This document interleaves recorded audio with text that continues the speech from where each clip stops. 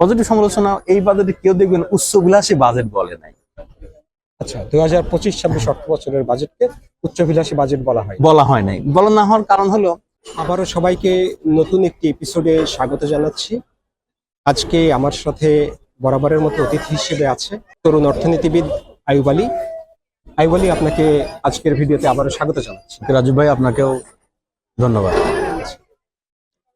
তো জুন মাস এলেই বাংলাদেশে বাজেট নিয়ে খুব তোড়জোড় শুরু হয়।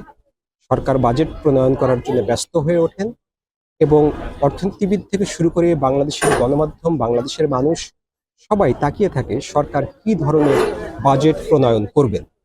তো আজকে আমি আইয়ুব আলীর সাথে 2025-26 অর্থ বছরের বাজেট নিয়ে কথা বলব। তো শুরুতেই যে বিষয়টি জানতে চাই জনাব আইয়ুব আলী, যে জুন মাস এলে বাজেট প্রণয়নের জন্য সরকার যেমন তোড়জোড় করে, মিডিয়াতে যেমন হই হই পড়ে যায়, এবারে বাজেট নিয়ে কেমন আলোচনা শোনা যাচ্ছে, আপনার কাছে কেমন লাগছে? রাজীব ভাই আপনাকে অসংখ্য ধন্যবাদ। আপনি আমাকে বাজেট নিয়ে আলোচনার জন্য আবারও ডাকছেন। এবার শুনতে না পাওয়ার অন্যতম কারণ হলো যে আমরা যদি দেখি বরাবরের মতো অন্যান্যবার পলিটিক্যাল পার্টিগুলো বাজেট দেয়, সেটা হলো আমাদের ন্যাশনাল অ্যাসেম্বলি বা সংসদ ভবনে সেই বাজেটটা পেশ করা হয় এবং সেখানে জুন মাসের শেষে বাজেটটা অনুমোদিত হয়। এই যে সংসদে যে ডিবেটটা হয়, এই ডিবেটটা মিডিয়ার মাধ্যমে বিভিন্নভাবে জনসম্মুখে প্রতিনিয়ত আসে। এই বাজেটটাও অন্যবার থেকে একটু ব্যতিক্রম, কারণ এখানে নির্বাচিত কোনো সরকার নেই, একটা ইন্টারিম গভর্নমেন্ট।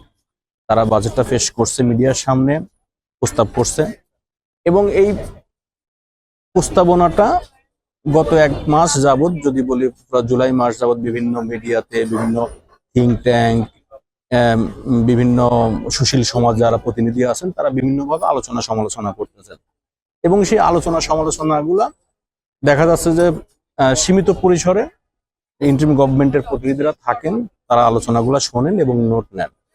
এবং যেটা দেখছি, অনেকে বলছেন যে তারা যে নোটগুলো নেন তারা সংশ্লিষ্ট কর্তৃপক্ষ যারা আছে তাদেরকে অবহিত করবেন এবং এই জিনিসগুলা তারা ফাইনাল যেই বাজেটটা অনুমোদিত হবে সেখানে হবে আর কি বলে যে ইনক্লুড করা হবে, সংযোগ করা হবে।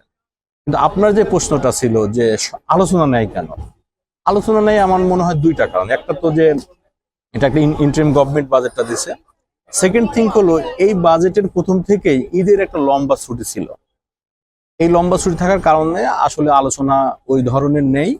আর আমাদের এখানে একটা কারণে আলোচনা থাকে, সেটা হলো যে দেখবেন যে বাজেট মানে জিনিসপত্রের দাম ঊর্ধ্বমুখী এবং বাজেট যেদিন পেশ হবে সেই দিন থেকেই একবারে মহল্লার ক্ষুদ্র যে প্রান্তিক ব্যবসায়ী, সেও কিন্তু তার পণ্যের দামটা বাড়ানোর চেষ্টা করে। কিন্তু আসলে বাজেটটা কার্যকর হবে কিন্তু জুলাইয়ের 1 তারিখ থেকে, সে সেটা চিন্তা করে না। বাজেট ঘোষণার সাথে সাথে সে তার পণ্যের দাম বাড়ানোর চেষ্টা করে। যখন হয় তখন সে মুনাফা কিভাবে আর্ন করা যায়, এটা হলো আপনি যদি একবারে টপ টু বটম দেখেন, আমাদের মধ্যে এই টেন্ডেন্সিটা কাজ করে। এই সরকারের বাজেটটাতে যেটা হয়েছে, সরকার খুব উচ্চাভিলাষী কোনো পরিকল্পনা গ্রহণ করে নাই। এই কারণে জিনিসপত্রের দাম খুব একটা বাড়ে নাই। না বাড়ার কারণে ভোক্তা এবং হলো কি বলে যে উৎপাদক, দুই শ্রেণীর মধ্যেই বাজেটটা নিয়ে একটু কমই। যারা ভোক্তা তারা তো সহনীয় পর্যায়ে পণ্যের দাম আছে, এই জন্য তারা এটা নিয়ে খুব উচ্চবাচ্য করতেছে না। আবার যারা হলো ক্রেতা বলি বা বিক্রেতা বলি, তারাও যেহেতু অ্যাবনর্মাল মুনাফা করে, এখানে সুযোগ নেই, এখানে মনিটরিংটা হচ্ছে। এই কারণে কিছুটা আমার মনে হয় যে একটা স্টেবল অবস্থায় আছে আলোচনাটা। তো বাজেট প্রণয়নের কালে বা বাজেটের প্রসঙ্গ আসলেই না আমাদের দেশে মানুষের মধ্যে একটা ধারণা তৈরি হয় যে বাংলাদেশ একটা গরিব দেশ, বাংলাদেশ একটা গরিব রাষ্ট্র, অনেক কি বলা যায় যে অর্থ সংকটে থাকে এখানকার সরকার। তাহলে এত বৃহৎ একটা বাজেট প্রণয়ন করার মতো টাকা সরকার কোথায় পায়? আসলে কি বাজেট প্রণয়ন করতে টাকার প্রয়োজন হয়? আর বাজেটটা কি? থ্যাংক ইউ রাজীব ভাই, আপনার গুরুত্বপূর্ণ। বাজেটটা যদি এক কথায় বলি, আপনার সংসারে যেমন আয় এবং ব্যয়ের একটা সংস্থান, রাষ্ট্রের তেমন একটা রাষ্ট্র পরিচালনা করতে গেলে আয় এবং ব্যয় লাগে। আপনার আয় হবে এবং আপনি সেই অনুসারে ব্যয় করবেন, বা আপনি ব্যয় করবেন সেই অনুসারে আপনি আয় করবেন।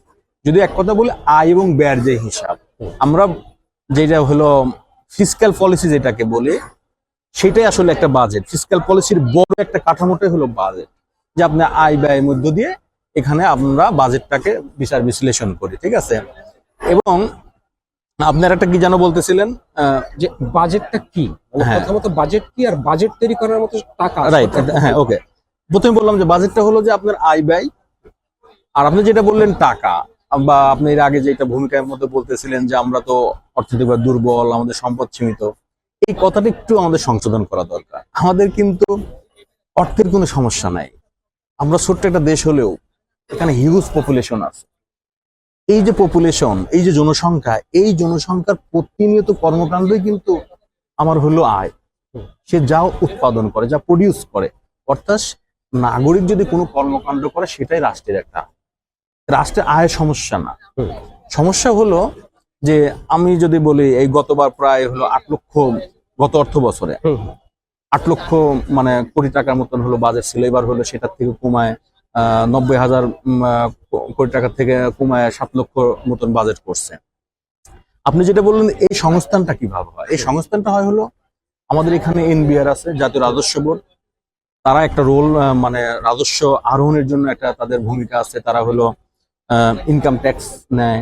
তারপর আমাদের এখানে বিভিন্ন ইম্পোর্ট এবং এক্সপোর্ট থেকে যেই হলো রাজস্বটা আছে সেটা, এবং এনবিআর বহির্ভূত ছাড়াও বিভিন্নভাবে আপনার আয়ের উৎস আছে। বিভিন্ন সার্ভিস সেক্টর থেকে আয় হতে পারে যেটা এনবিআর এর বাইরে, এইভাবে আয় হয়।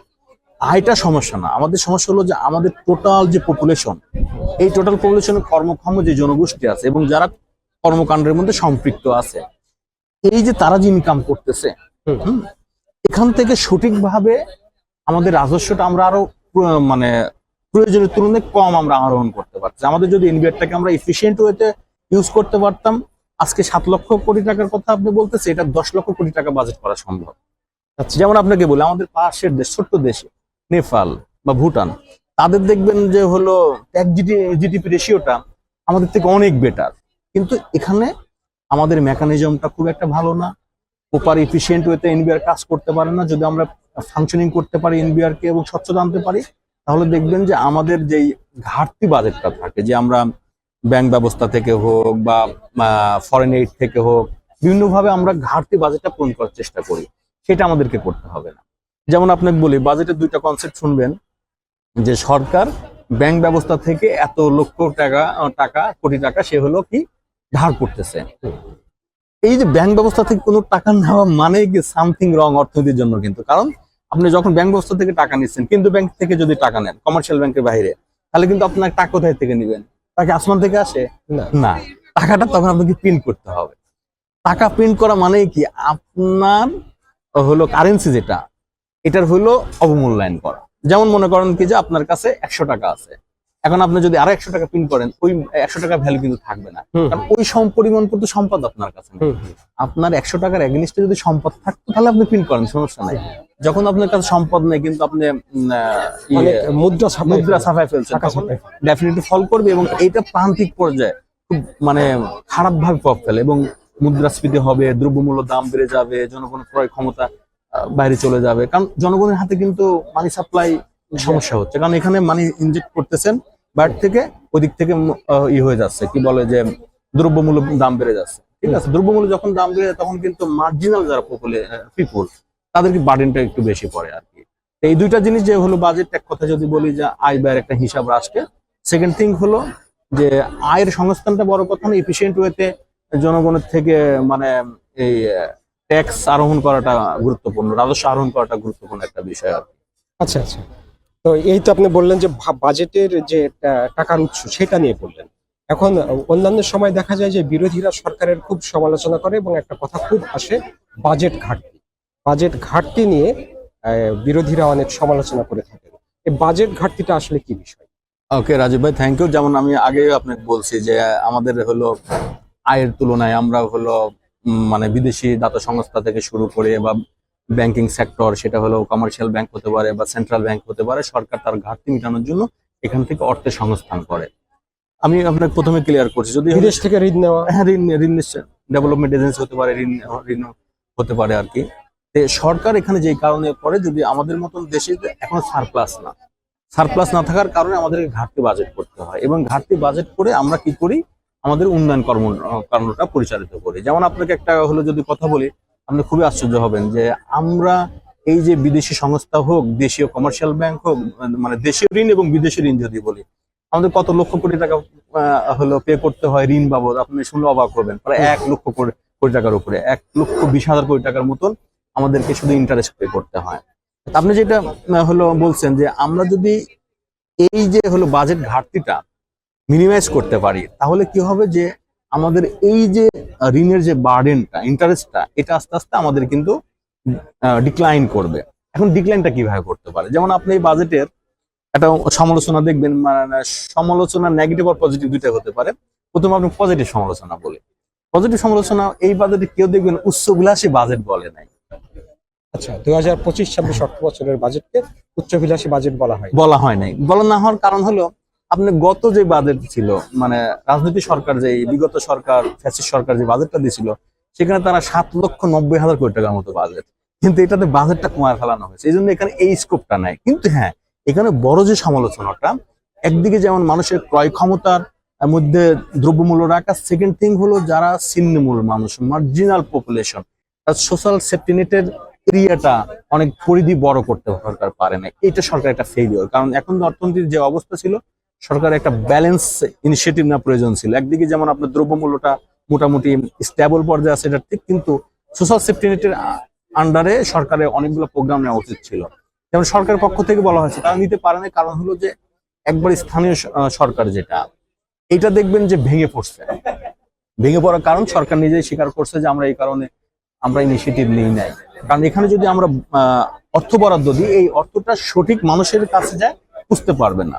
সরকার এখানে সময় নিচ্ছেন, যদি স্থানীয় নির্বাচনটা হয়ে যায়, জনপ্রতিনিধি চলে আসে, তাহলে তখন তারা একটা সম্প্রসারণমূলক পলিসি গ্রহণ করবে, যার মধ্যে দিয়ে সোশ্যাল সেফটি নেটের আন্ডারে মার্জিনাল জনগণকে যাতে এখানে ইনক্লুড করা যায়। এটা সমালোচনা।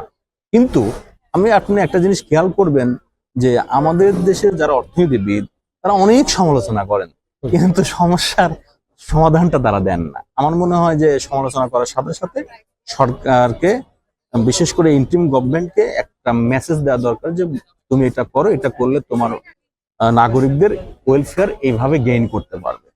এবং এখানে যেটা আরেকটা হলো মানে সমস্যা আছে, সমস্যাটা হলো যে সরকার, যেহেতু এই আন্দোলনটা ছিল একবারে তরুণদের রক্তের উপরে, রক্ত এবং ঘামের উপরে, এবং আমি বারবার অনেকবার আলোচনা করছি যে এই আন্দোলনটা ছিল অর্থনৈতিক একটা আন্দোলন বলতে পারেন। কিভাবে, যে আমাদের এখানে হিউজ মানে ইয়াং জেনারেশন তারা গ্রাজুয়েট করছে, তাদের কাঙ্ক্ষিত তারা জব পাচ্ছে না। আমাদের এখানে যে জিনিসটা করতে হবে যে আমাদের বিভিন্ন সেক্টরে আমাদের কাজ করতে হবে, ডাইভার্সিফাইড প্রোডাক্ট তৈরি করতে হবে, ডাইভার্সিফাইড ইন্ডাস্ট্রিকে সামনে আনতে হবে। যেমন আপনাকে একটা উদাহরণ দিই, আপনি দেখছেন যে আমি চামড়া শিল্প নিয়ে কথা বলছি। চামড়া শিল্পের মার্কেটটা আপনি আশ্চর্য হয়ে যাবেন। আমাদের যে তৈরি পোশাক শিল্পের যে মার্কেট, ওয়ার্ল্ড গ্লোবাল মার্কেট, প্রায় 2/3 হলো মানে লেদার এবং লেদার গুডসের মার্কেট। আপনি চিন্তা করেন, এই যে 2/3 যে লেদার এবং লেদার গুডসের, আমাদের এখানে যেই মানে তৈরি পোশাক শিল্প থেকে চামড়া শিল্পের কাঁচামালের সহজলভ্যতা কিন্তু এখানে বেশি। যেমন আপনি স্বীকার করেন আর না করেন, এটা মুসলিম কান্ট্রি হওয়ার পরে এখানে প্রতি বছর কিন্তু প্রচুর পশু কুরবানি দেওয়া হয়। একটা বড় সোর্স মানে চামড়া শিল্পের হলো এখান থেকে আসে, প্রায় অর্ধেক আসে পুরো দেশে, এবং সারা বছর এখানে মানে পশু কুরবানি, পশু জবাই করা হচ্ছে, এবং সেটা মানে চামড়া শিল্পের অন্যতম কাঁচামাল হিসেবে যোগ হচ্ছে। কিন্তু এখানে সঠিক পলিসি না থাকার কারণে, দিক নির্দেশনা না থাকার কারণে কিন্তু আমরা এটা সঠিকভাবে কাজে লাগাইতে পারতেছি। আমরা যদি এই শিল্পটাকে সঠিকভাবে কাজে লাগাইতে পারি, সরকার থেকে পলিসি নির্ধারণ করতে পারি, দেখবেন যে আমরা যে হিউজ তৈরি পোশাক শিল্পের যেমন কর্মসংস্থান হয় সেখানে হবে। আপনাকে একটা উদাহরণ দিই, আমি পাকিস্তানে দেখলাম যে পাকিস্তানের পানির কিন্তু ক্রাইসিস আছে বিভিন্ন জায়গায়, সব জায়গায় কিন্তু আমাদের মতন এত ওয়াটার অ্যাভেলেবিলিটিটা নেই রাজীব ভাই। তারপরেও তারা বিভিন্ন টেকনোলজি, বিভিন্ন কেমিক্যাল তারা ইউজ করতেছে, কম পানি ইউজ করে তারা কিভাবে চামড়াটাকে প্রসেসিং করতে পারে। আমি যেটা দেখলাম, আমরা যদি পাকিস্তান থেকেও যদি সহযোগিতা নিই, পাকিস্তান নয় আরো যারা ভালো করতে তাদের থেকেও যদি সহযোগিতা নিই, আমার মনে হয় এই শিল্পটা দান করাইতে আমাদের খুব ব্যাক পেতে হবে না। আমি একটা যে জিনিস ক্যালকুলেশন করছি, পোশাক শিল্পে যদি মনে করেন 40 লাখ লোক কাজ করে, আপনি এই লেদার এবং লেদার গুডস এই শিল্পে আপনি প্রায় 10 থেকে 15 বা 20 লক্ষ মানুষের কর্মসংস্থান হওয়া সম্ভব। সাথে সাথে আর একটা জিনিস হবে, আপনি এক সময় জানবেন যে আমাদের এখানে আমরা কিন্তু পোশাক কিনতে পারতাম, একটা শার্ট বানাইতে লাগতো 500-600 টাকা, একটা প্যান্ট বানাইতে লাগতো 1000 টাকা, কিন্তু এই পোশাক শিল্পের কারণে কিন্তু আমরা কম দামে কিন্তু সব ভালো পোশাক করতে পারি। তদ্রুপ চামড়া শিল্পে যদি আমরা ভালো করতে পারি, এখানে আমাদের দেশের ওয়েলফেয়ার, নাগরিকদের ওয়েলফেয়ার কিন্তু অনেক বেড়ে যাবে। আচ্ছা, ঠিক আছে। হ্যাঁ। ওকে রাজীব ভাই। আপনার প্রশ্ন, কথাটা, বক্তব্যটা খুবই চমৎকার, বুঝতে পারলাম। আর একটা বিষয় জানার আছে আপনার কাছে, যে বাজেট প্রণয়নটা বছরের মাঝামাঝি সময় এসে কেন হয়, জানেন কি আপনি? এর কারণটা কি? আপনি সারা পৃথিবীতে কি এই কালচার? হ্যাঁ, যেমন হলো এইতে ইউএসএ তে তাদের অর্থ বছর হলো মার্চ এপ্রিল, এরকম আর কি। আমাদের জুন জুলাই, বা পাকিস্তানে একটা, মানে একটা দেশে একরকম। কিন্তু আপনি একটা গুরুত্বপূর্ণ কথা বলছেন, যেমন আমি আপনার ঢাকাতে কিছু প্রবলেম ফেস করি, দেখবেন যে সারা বছর কোনো কর্মকাণ্ড নেই, হলো মানে জুনের 2-3 মাস আগে থেকে, অর্থাৎ এপ্রিল মে জুন, এই 3 মাস কাজকর্ম হিড়িক বেঁধে যায়। আমাদের আবার বর্ষাকাল এই সময়, এই সময় মনে করেন কি যে একদিকে যেমন উন্নয়নমূলক কর্মকাণ্ড, আবার পানির প্রবাহ, আমরা এই দুইটা মিলে একটা নাকাল একটা অবস্থায় থাকি। অনেক অর্থনীতিবিদ বা বিশেষজ্ঞ তারা বলছে কি যে আমাদের যে অর্থ বছরটা, এই অর্থ বছরটা আসলে চেঞ্জ করা দরকার। চেঞ্জ করলে এই যে বর্ষাকালে আমরা যে প্রবলেমটা ফেস করি, এই প্রবলেমটা আমাদেরকে ফেস করতে হবে না। ঠিক আছে, এটা নিয়ে হলো মানে এটা আপনার একটা গুরুত্বপূর্ণ কোশ্চেন, এটা আমাদেরকে হলো ভাবা দরকার। আর একটা আপনার গুরুত্বপূর্ণ কথা বলে রাখি, যে আমাদের এখানে মনে করেন যে আপনি যদি এপ্রিল মে জুন 3 মাস ধরেন, আর 9 মাসে যদি হয় মনে করেন যে 20% হলো বাজেট এক্সপেন্ডিচার হয়, আর আপনি দেখবেন 3 মাসে হয়েছে হলো 70% এক্সপেন্ডিচার আপনি করে ফেলছেন। ঠিক আছে, তার মানে কি, এটা কিন্তু আপনি কোয়ালিটি অফ কাজ হলো ইনশিওর করে না, খুবই মানে খারাপ একটা মানে সিগন্যাল আমি মনে করি আর কি। আমাদের অর্থ বছর চেঞ্জ করা গুরুত্বপূর্ণ। আচ্ছা, আমাদের এই আলোচনা আজকে শেষ করব। শেষ করার আগে যে প্রশ্নটা করব সংক্ষিপ্তভাবে আপনি জানাবেন, সার সংক্ষেপ, যে 2025-26 অর্থ বছরের ভালো দিক মন্দ দিক কি? ভালো দিক যদি বলি, সরকার হলো মানে উচ্চবিলাসী বাজেট গ্রহণ করে নাই। কারণ এখন দেশের যে সামগ্রিক অর্থনৈতিক অবস্থা, এখানে যদি সরকার কোনো উচ্চবিলাসী মানে ইনিশিয়েটিভ নিয়ে ফেলতো, সেটা দেশের নাগরিকদের এইটার ব্যয় নির্বাহ করতে অনেক বেগ পেতে হতো। কারণ আপনি জানবেন যে সরকারের মানে ব্যয় যত বাড়বে, টাকা আয় সেই তুলনায় বাড়াইতে হয়। যেমন আপনাকে একটা উদাহরণ দিয়ে বলি, আপনি মনে করেন যে এনবিআরকে দেন 5 লক্ষ কোটি টাকা তাকে হলো আয় করতে হবে। ঠিক আছে, এখন যদি হলো সেটা 6 লক্ষ কোটি টাকা হয়ে যায়, তার মানে কি জনগণ এই প্রেশারটা কোথায় যাবে? জনগণের উপর ফাইনালে। সরকার যেহেতু সংকোচনমূলক নীতি গ্রহণ করছে, এইটা স্বাভাবিকভাবে আমি মনে করি কি যে এই বাজেটের জন্য খুবই ভালো। সেকেন্ড যেটা হলো, যদি বলি নেগেটিভ দিক বলি, যে সরকারকে এর সাথে সাথে যেটা করতে হতো, শিল্প মানে কিভাবে সরকার এখানে ইনভেস্ট করে মানে বিভিন্ন ডাইভার্সিফাইড শিল্প এবং ডাইভার্স প্রোডাক্ট তৈরি করার ক্ষেত্রে প্রাইভেট সেক্টরকে কিভাবে উৎসাহিত করা যায়, সেই ধরনের যদি কোনো ইনিশিয়েটিভ থাকতো, আমার মনে হয় একটা মানে ক্যাপিটালিজমের পার্সপেক্টিভ যদি খুব ভাবে ব্যালেন্সড একটা বাজেট হতো। এবং বাজেটকে আপনি বিভিন্ন দৃষ্টিকোণ থেকেও কিন্তু ব্যাখ্যা করতে পারেন। যেমন সোশ্যাল সেফটি নেট ইস্যু বলছি, সেখানে একটা সরকার একটু কম গুরুত্ব দিচ্ছে, এটাকে সরকার আরো বেশি গুরুত্ব দিতে পারতো। আমার মনে হয় এই দুইটা জিনিস যদি আমরা কনসিডার করি, এর থেকে ডালপালা অনেক বিস্তারিত কথা বলা যায়। অনেক অনেক ধন্যবাদ। অনেক বাজেট নিয়ে অনেক সুন্দর আলোচনা হলো, অনেকগুলো তথ্য আপনি শেয়ার করেছেন, এর জন্য আপনাকে অনেক ধন্যবাদ। পরবর্তীতে আমরা নতুন কোনো বিষয় নিয়ে কথা বলবো। প্রিয় দর্শক, আমরা হয়তো বা নতুন কোনো টপিক নিয়ে আগামীতে আপনাদের সামনে ভিডিও নিয়ে হাজির হব। আপনাদের পছন্দের যদি কোনো টপিক থাকে, সেই বিষয়টাও আমাদেরকে সাজেস্ট করতে পারেন, কমেন্টসে লিখতে পারেন, অথবা আমাদেরকে মেসেঞ্জারে অথবা ইমেইলে আমাদেরকে আপনাদের মতামতগুলো জানাতে পারেন। দেখা হবে নতুন কোনো ভিডিওতে। সে পর্যন্ত আপনাদের সবার জন্য থাকলো শুভকামনা। ধন্যবাদ।